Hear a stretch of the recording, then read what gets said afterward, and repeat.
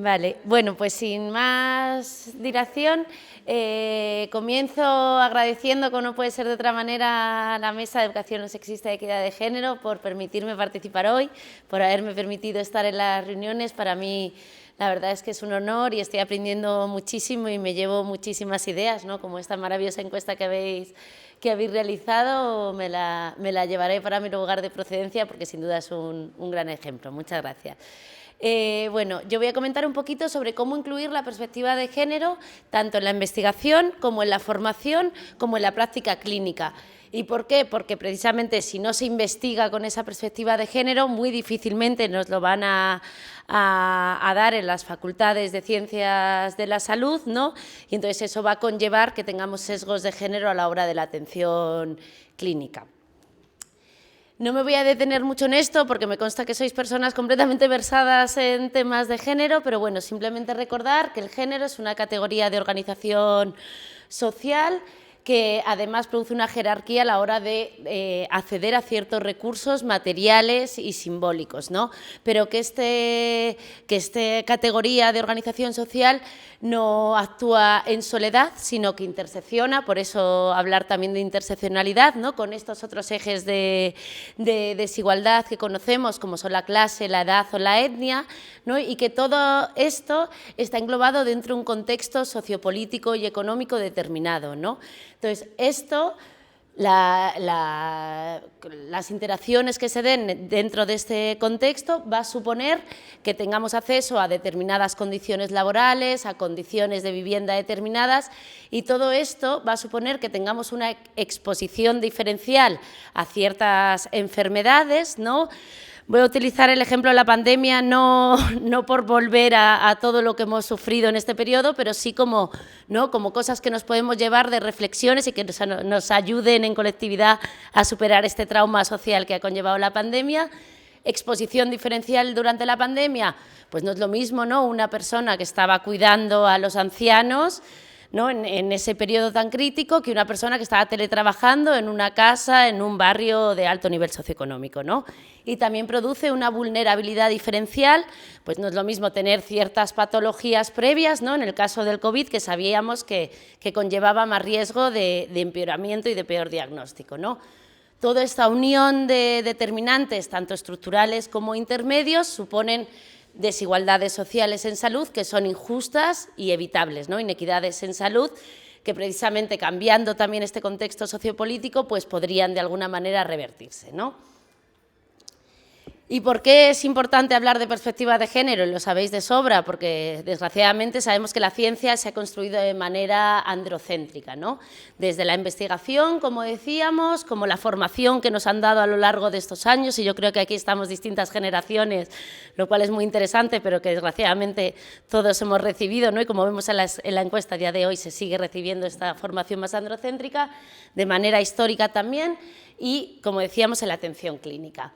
Metiéndonos más en concreto en cómo incluir esta perspectiva de género en la investigación, pues es la inclusión transversal de esta mirada de género desde la concepción de la investigación, ¿no? Desde que nos hacemos esa pregunta de investigación, porque muchas veces es como, bueno, yo he desagregado mis datos en la muestra por sexo, ya he hecho una perspectiva de género. Bueno, pues es ir un poco más allá, ¿no? Desde la concepción misma de la investigación. ¿Y por qué tenemos que seguir reivindicando que esta perspectiva se incluya? Porque desgraciadamente la investigación biomédica, tanto con animales como posteriormente con humanos, se siguen utilizando los machos u hombres de manera, ¿no? Como sujetos de ejemplo y patognomónicos, ¿no? Entonces esto va a tener unas repercusiones, como sabemos, en la atención clínica. Y, por supuesto, como no puede ser de otra manera, esta perspectiva de género bebe de unos enfoques teóricos procedentes de las teorías feministas, ¿no? Precisamente por eso decíamos que no basta con desagregar los datos por sexo. Eso es un requisito sine qua non, ¿no? Un requisito indispensable, aunque no suficiente para poder hacer una perspectiva de género. Precisamente, como hemos visto en el marco teórico, como estos determinantes sociales de la salud inciden, ¿no? en la generación de desigualdades en salud, pues tenemos que incluir también variables de determinantes sociales, ¿no? Que nos ayuden a visibilizar estas desigualdades. ¿Qué ha pasado o qué está pasando en la literatura científica? Pues en esta revisión de 2019 de Lancet, ¿no?, de más de 11 millones de artículos científicos, se veían que en el caso de la investigación biomédica más del 70% de la investigación ni siquiera desagregaba por sexo, ¿no?, ese requisito indispensable aunque no suficiente, como decíamos.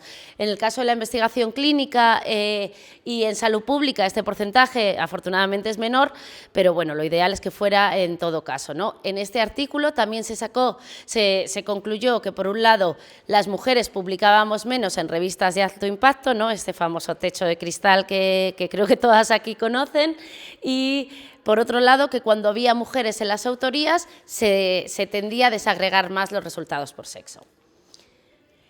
Y volviendo un poco a la pandemia, y disculpadme, es que mi tesis es de esto, entonces, bueno, nosotros hemos querido mirar porque, claro, para poder hacer unos análisis con perspectiva de género necesitamos variables, ¿no?, como decíamos, por un lado desagregados por sexo y por otros de determinantes sociales de la salud.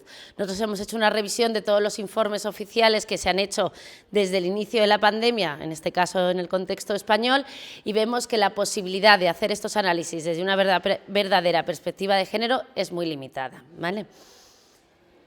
¿Y cómo hemos publicado durante la pandemia? Pues disculpadme de nuevo, que vuelve a ser en el contexto español, pero bueno, por un lado veis que de los más de 1000 artículos que revisamos, solo en 1% de ellos eran todos artículos específicos sobre COVID, ¿vale?, desde mayo de 2020 a abril de 2021, o sea, como el primer año de pandemia. Solo un 1% realmente incluía el sexo como variable de estratificación de los resultados, ¿vale? Y con respecto a quienes han publicado, como veis, bueno, y disculpadme porque sigo el estereotipo de los colores, ¿no?, pero en azul los hombres, como veis, en general han publicado más durante la pandemia, y cuando nos vamos a las posiciones de mayor prestigio científico, como son las primeras y últimas autorías, esta diferencia es aún mayor. Y además, estos son los meses. Veis que, sobre todo, pues justo posterior al confinamiento, estas diferencias entre hombres y mujeres eran mayores, ¿no? Esto está claramente relacionado con lo que pudimos hacer y trabajar cada uno durante el confinamiento, ¿no?, con todos los cuidados que conllevaba, etcétera. Os dejo aquí algún recurso que seguramente conozcáis. Este es de la Escuela Andaluza de Salud Pública, que a mí me gusta especialmente y que está libre de libre acceso en Internet. Y por otro, la guía Sager, que es la internacional, que de hecho, gracias a esta guía, que se publicó ya hace unos años, se ha hecho bastante presión en las revistas científicas para que se incluya, que la inclusión de la perspectiva de género sea un criterio de calidad para su publicación. Y también vienen recursos bastante prácticos, me parece, como dijimos, que la inclusión debe ser desde la concepción de la investigación, cómo ir incluyéndola para que no se nos pase nada a la hora de organizar nuestras investigaciones. Con respecto a la formación en ciencias de la salud, pues precisamente es importante, ¿no?, incluir esta perspectiva de género, como sabéis, para contrarrestar estos sesgos de género que se producen tanto en la docencia universitaria como en la futura atención clínica, ¿no? Y el objetivo último sería disminuir estas desigualdades de género en salud, ¿no? En concreto, ¿qué cosas tendremos que tener en cuenta para incluir esta perspectiva de género en la formación en la formación en ciencias de la salud? Pues bueno, explicar a las alumnas y alumnes qué factores sociales subyacen, ¿no?, a la aparición de la enfermedad. De nuevo, los determinantes sociales de la salud tienen que estar presentes. Explicar los distintos comportamientos en el proceso salud-enfermedad que se dan entre hombres, mujeres, disidencias, etcétera, tanto a nivel biológico como social, obviamente, y también las distintas relaciones que se producen entre los profesionales sanitarios y las usuarias. De nuevo, aquí algún recurso puntual. Este es el internacional de la OMS, que cada vez se va sacando más bibliografía al respecto. Y aquí, perdonad que ponga medicina, pero hay de todas las carreras de ciencias de la salud, ¿vale? Y está disponible también, esto es una universidad catalana, lo tiene en catalán y en español, pero se puede descargar libremente en castellano, como os digo, de las distintas carreras de ciencias de la salud. Y vienen también recursos concretos bastante interesantes, internacionales, etcétera, por si queréis profundizar. Y ya por último, en la atención clínica, ¿no? Decimos que producimos sesgos de género en la atención, ¿y eso qué es? como sabemos, que a misma necesidad en salud se produzca distinto esfuerzo, tanto diagnóstico como terapéutico, en hombres, mujeres o diversidades y disidencias, ¿no? El ejemplo claro que todas conocemos es el del infarto, ¿no? El retraso diagnóstico, pero también mayor efectos adversos de las medicaciones, precisamente por esa investigación, ¿no? Desde la investigación básica androcéntrica, etcétera. Y aquí este libro, también muy recomendable, también disponible en Internet, de María Teresa Ruiz Cantero, para profundizar en el tema de sesgos. Y bueno, simplemente ya terminando, que para la atención clínica con perspectiva de género es importante incluirla para visibilizar y tener en cuenta en género como un eje de desigualdad, ¿no? Volviendo a este marco de los determinantes de nuevo, que nunca debemos dejar de tener en la cabeza, y que para una buena inclusión de la perspectiva de género debe ser un enfoque, por supuesto, biopsicosocial con nuestros pacientes, usuarias, pero también narrativo, intersubjetivo y desde una mirada siempre de equidad. Justo la parte más narrativa nosotros lo hemos trabajado desde el abordaje en salud mental y la verdad es que salen muchas cosas, ¿no? Cómo nosotras mismas expresamos nuestros malestares también es interesante y hay cosas que podemos sacar ahí para una mejor atención. Y las implicaciones, y ya terminando con la pandemia, bueno, pues os acordáis de esto que miramos las variables, pues en el caso de los síntomas, simplemente, por lo menos en España, se desagregaron por sexo desde mitad de marzo hasta finales de mayo.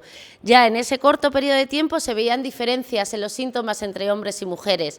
Como se dejó de monitorizar desagregado por sexo, no hemos podido ver si esas diferencias se mantenían, pero bueno, intuimos que estas diferencias de síntomas, y además no es casual que los síntomas patognomónicos, que todas se nos vienen a la mente en el COVID, ¿no? Tos, fiebre, etcétera, se den más frecuentemente en hombres, justo, ¿no? Entonces, bueno, es otra manera de demostrar que hoy por hoy se sigue, desgraciadamente, manteniendo esta escasa perspectiva de género en la investigación.